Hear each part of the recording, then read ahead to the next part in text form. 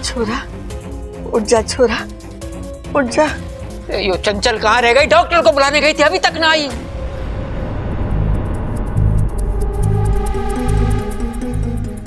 माँ, बब्बल को होश आ रहा है?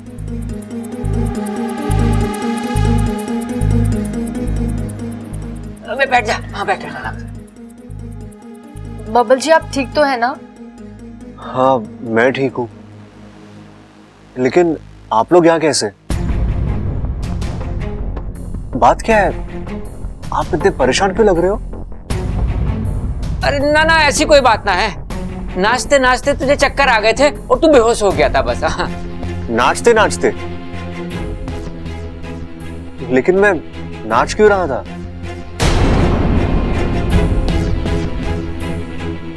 अरे छोरा, संगीत में नाचेगा नहीं तो क्या कुश्ती लड़ेगा? अरे दादी, संगीत में कुश्ती भी होवे है के? म्यूजिकल कुश्ती कहते होंगे उसे। अरे दादी, पहले बताती तो फिर अखाड़े में ही संगीत करा देते ना। लेकिन छोटे, अखाड़े में संगीत कराएंगे तो लोग पहले क्या करेंगे? कुश्ती लड़ते लड़ते नाचेंगे या नाचते नाचते कुश्ती लड़ेंगे? भाई ये बात तो मैंने सोची ना, पिताजी से पूछते हैं। पिताजी, आपका संगीत कहाँ हुआ था? पहले वाला कहाँ हुआ था वो तो मैंने याद ना है, दूसरा वाला तेरे कान के नीचे होगा, ये तय है। दादी, ये किसकी संगीत की बात कर रहे हैं?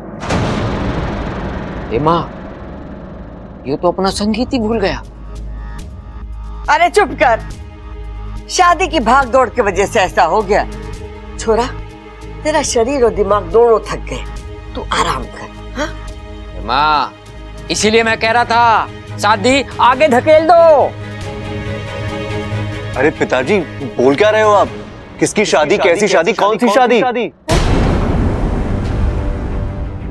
अरे छोरा, तेरी और अमृता की शादी।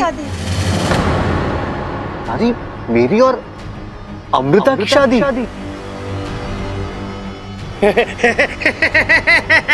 भाई इसको भी मेरी तरह भूलने की बीमारी हो गई है। हाँ, अरे लगता है इसकी भी याददाश्त चली गई है। दादी, आज इसकी शादी करा दी और कल इसने अमृता को पहचानने से इनकार कर दिया तो? अरे मेरी बात मानो तो ये शादी कैंसिल करा दो। करा दो। अरे चुप कर, ऐसी शुभ घड़ी में ऐसी अशुभ बातें नहीं करते। इसकी याददाश्त ना गई है, ये हमें पहचान रहा है, हम सबसे बात कर रहा है। अरे शादी के वक्त ऐसा होता है, दूल्हा थक जाता है ना तो कुछ बातें दिमाग से निकल जाती है। छोरा तू आराम कर, मैं थारे लिए जूस भेजती हूँ। तू कुछ खाएगा, पिएगा, सोएगा तो सब ठीक हो जाएगा। हाँ ममता, आ तो मेरे साथ। जी दादी जी।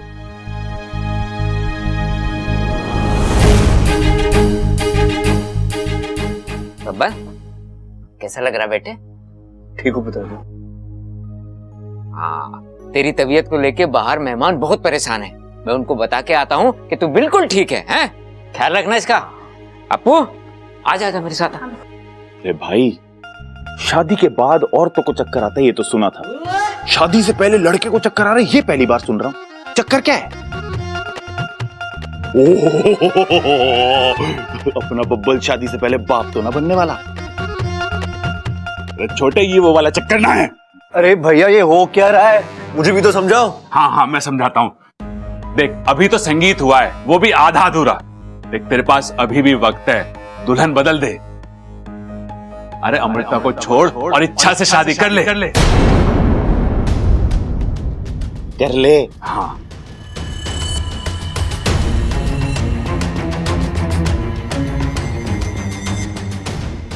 अब तबीयत कैसी है बबल?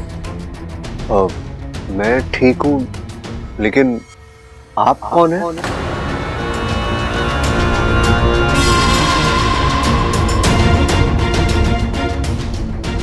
बबल जी, आपने इन्हें पहचाना नहीं? ये मेरे मम्मी पापा। लगता है चक्कर का थोड़ा सा असर अभी भी है आप पर। आप आराम कीजिए। हाँ हाँ, इसे आराम की जरूरत है, हम लोग बाहर वेट करते हैं। आ जाओ, चलो आइए, आ जाइए, आइए। आइए। देख अभी तो संगीत हुआ है, वो भी आधा अधूरा। देख तेरे पास अभी भी वक्त है, दुल्हन बदल दे। अरे अमृता को छोड़ और इच्छा से शादी कर ले। ये क्या हो रहा है? हर सही कदम उल्टा पड़ रहा है। अगर आज भी ऐसा ही कुछ। इच्छा, इच्छा,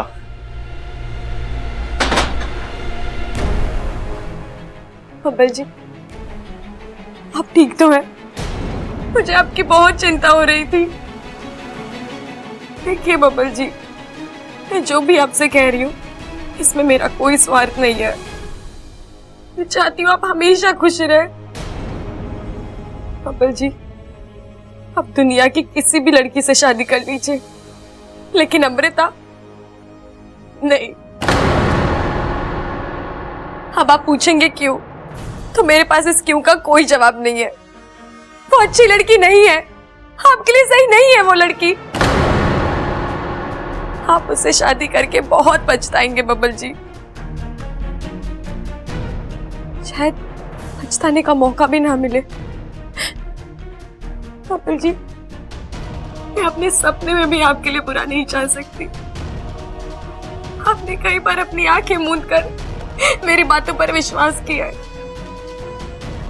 आज आखिरी बार मुझ पर विश्वास कर लीजिए। मत कीजिए ये शादी, छोड़ दीजिए ये शादी।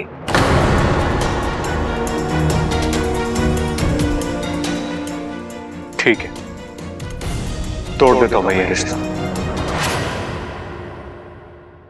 मना कर देता हूं अमृता से शादी करने से। लेकिन मेरी एक शर्त है इच्छा। कैसी शर्त बब्बल जी?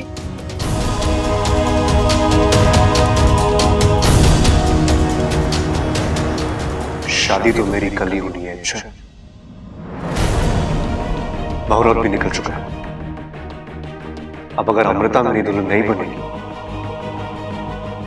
तो किसी और को मेरी दुल्हन बनना होगा। तुम बनोगी मेरी दुल्हन?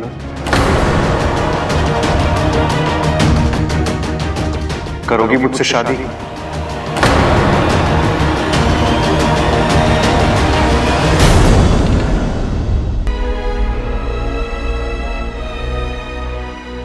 क्या हुआ अच्छा? इतना मुश्किल सवाल भी नहीं था ये। अच्छा, मुझे लगा तुम्हें एक पल नहीं लगेगा हाँ कहने में। तो फिर ये क्या मैं तुम्हें पसंद नहीं?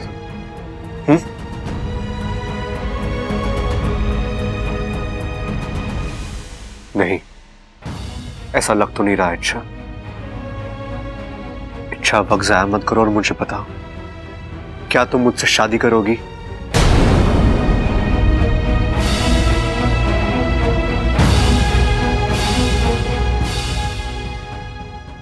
नहीं बब्बल जी, मैं आपसे शादी नहीं कर सकती। तो फिर तुम मुझे किस हक से रोक रही हो? इसमें हक की बात कहां से आई बब्बल जी? मैं जानती हूँ अमृता आपके लिए सही लड़की नहीं है। आपको कभी भी धोखा दे सकती है।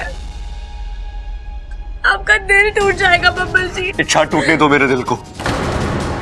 इसे टूटने की आदत पड़ चुकी है अभी।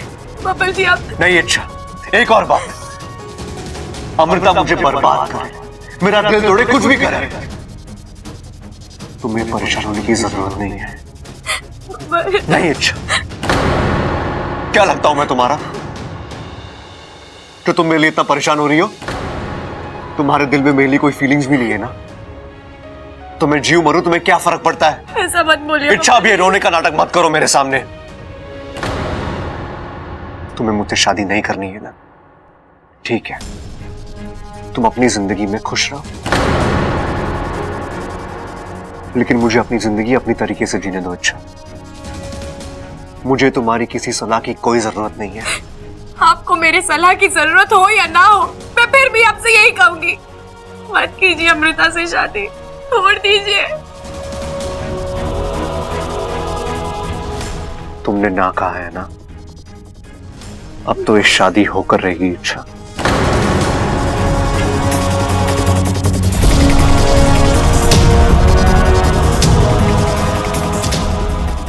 बब्बल जी मेरी बात तो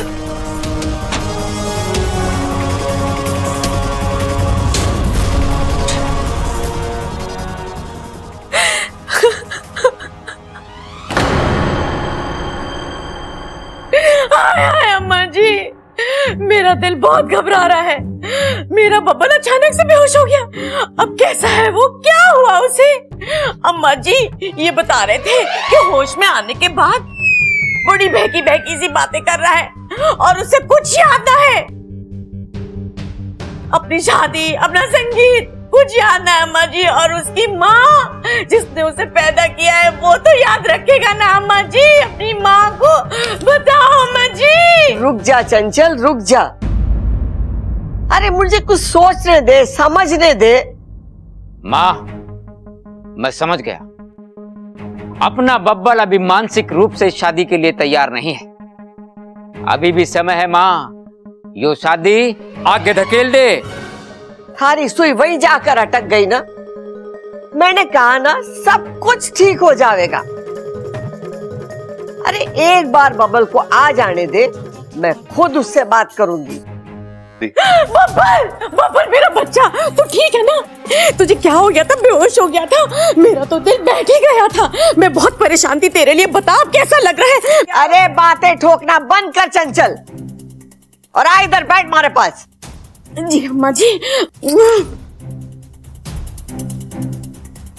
हाँ छोरा बोल, क्या बोल रहा था तू? दादी, मुझे आपसे कुछ बात करनी है।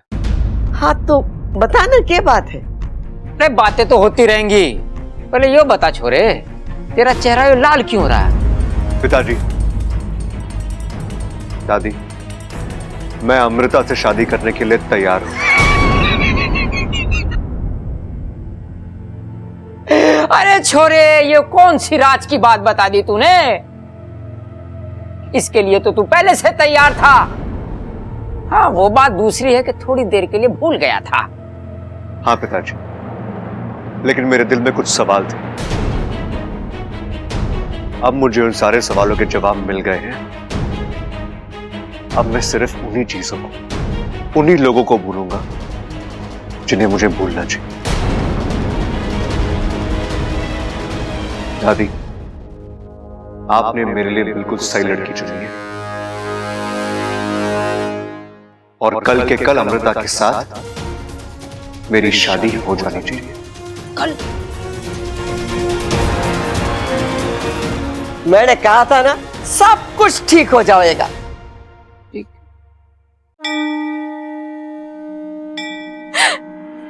हे नागोमी देव, कैसी दुविधा है ये? मुझे किसी भी तरह बब्बल जी को ये शादी करने से रोकना है और वो है कि मैं क्या करूं नागोमी देव? अमृता की असलियत बब्बल जी को बता नहीं सकती क्योंकि उसके साथ साथ मेरी असलियत भी खुल जाएगी। और मुझे उस बात की इतनी परवाह नहीं है जितनी इस बात की है कि मेरा सच जानने के बाद परिवार के सब लोग मुझ पर विश्वास करेंगे या नहीं। बब्बल जी अपनी जिद पर अड़े हैं। वो नहीं जानते कि वो क्या करने जा रहे हैं, पर मैं जानती हूँ। मैं अपने प्यार को इस तरह खतरे पर नहीं डाल सकती। मुझे बब्बल जी को बचाना है। अब आप ही कोई मुझे रास्ता दिखाइए। क्या बात है बेटी,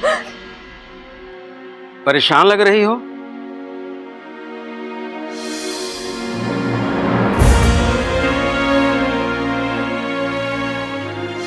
परेशान तो हूँ पंडित जी, नागिन होने की और इंसान से प्यार करने की परीक्षा दे रही हूँ। देखो बेटी, ये नागोमी देव का घर है। यहाँ पर हर पहेली को सुलझाया जाता है, हर समस्या का हल निकल आता है। यहाँ खुल के कहो क्या हुआ है। जो दर्द मुझे मिला है वही दर्द मैं इस परिवार को दूंगी।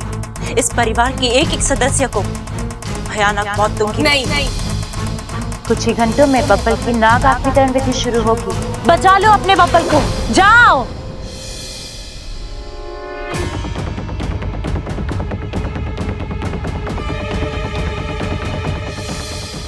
मतलब कि तुम आने वाली पूनम की रात को रोकने वाली हो, क्योंकि तुम मुझे तो रोक नहीं सकती।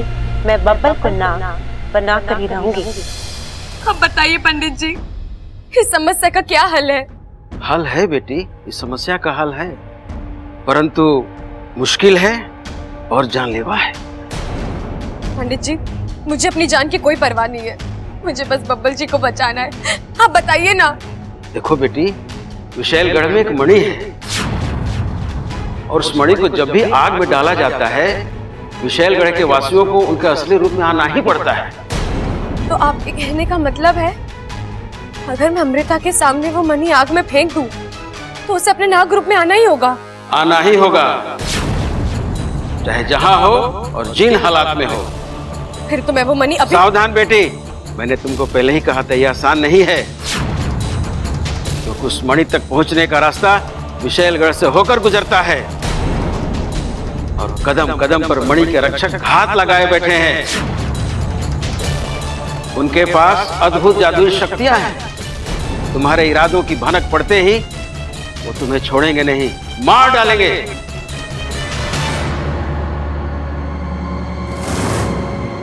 मैं मर भी जाऊं तो मुझे कोई परवाह नहीं, लेकिन अब मैं वो मणि विशैलगढ़ से यहाँ लेकर ही आऊंगी।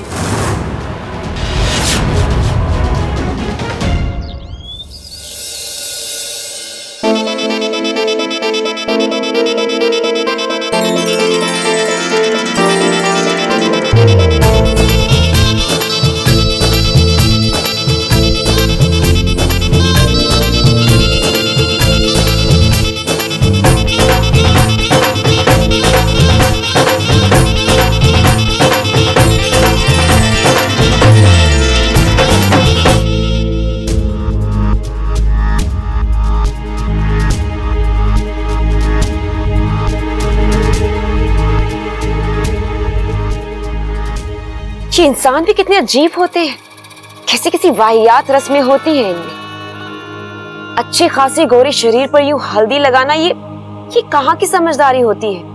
दीदी, अब इंसानों की बस्ती में आए हैं तो रस्में तो निभानी पड़ेंगी। और उससे जो तुम्हारी त्वचा खराब होगी उसका क्या? बर्दाश्त कर लूंगी। बब्बल को पाने के लिए इतनी तकलीफ तो मैं झेल सकती हूँ। अच्छा होता अगर शादी से पहले तुम नाग आत्मीकरण की विधि को पूरा कर लेती, फिर नाग बने दामाद जी को हम अपने विशैलगढ़ लेकर जाते और वहां अपने रीति रिवाज के हिसाब से तुम दोनों की शादी करा। वो तो अब भी होगा महारानी जी। राजकुमारी की शादी का जश्न पूरा विशैलगढ़ देखेगा। हाँ दीदी, अपनी एक एक हसरत आपसे पूरी करवाऊंगी मैं। अरे अप्पू, तू यहाँ? कुछ काम था? नहीं नहीं, कुछ नहीं, मैं तो बस इच्छा को ढूंढ रहा था। तू जानता है ना कि इच्छा और मैं एक कमरे में नहीं रहते। अच्छा, हाँ ओके, आप लोग चालू रखो। बहुत चालाक लड़का है ये, कहीं इसने हमारी बात ना सुन ली हो। नहीं, अगर इसने हमारी बातें सुनी होती तो पूरा घर सर पे उठा लिया। चाचू, इच्छा कहाँ है? आपने उसे देखा है क्या? ना, हम में से किसी ने ना देखा उसे, और उसे देखने का मन भी नहीं है। और ऐसी शुभ घड़ी पे वो ना दिखाई दे, वही अच्छा है। अब जा यहाँ से। इच्छा को पूछ रहा है। लगा छोरी, अच्छे से हल्दी लगा।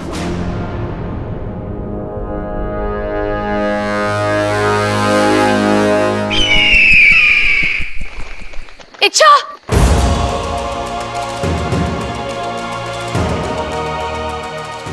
ये क्या कर रही है तू? अब मत रोको माँ, मैंने बहुत सोच समझ कर ये कदम उठाया, इसके अलावा और कोई चारा नहीं है। इच्छा, ये विशैलगढ़ है, यहाँ कदम कदम पर मौत नाचती है। सपूरी, यहाँ से अंदर गया हुआ कोई भी आज तक जीवित वापस नहीं आया है, लेकिन मैं वापस आऊंगी माँ। बब्बर जी के लिए। इच्छा ये पागलपन है।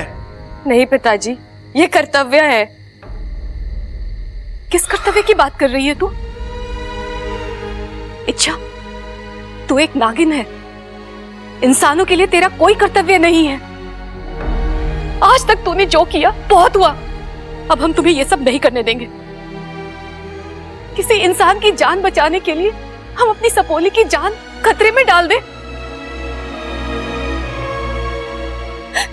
इतना बड़ा कलेजा नहीं है हमारे पास। ऐसा मत कहो माँ, मुझे ये करना होगा। क्यों? क्यों करना होगा? ऐसी कौन सी मजबूरी है जो तू? प्यार करती हूँ मैं उनसे।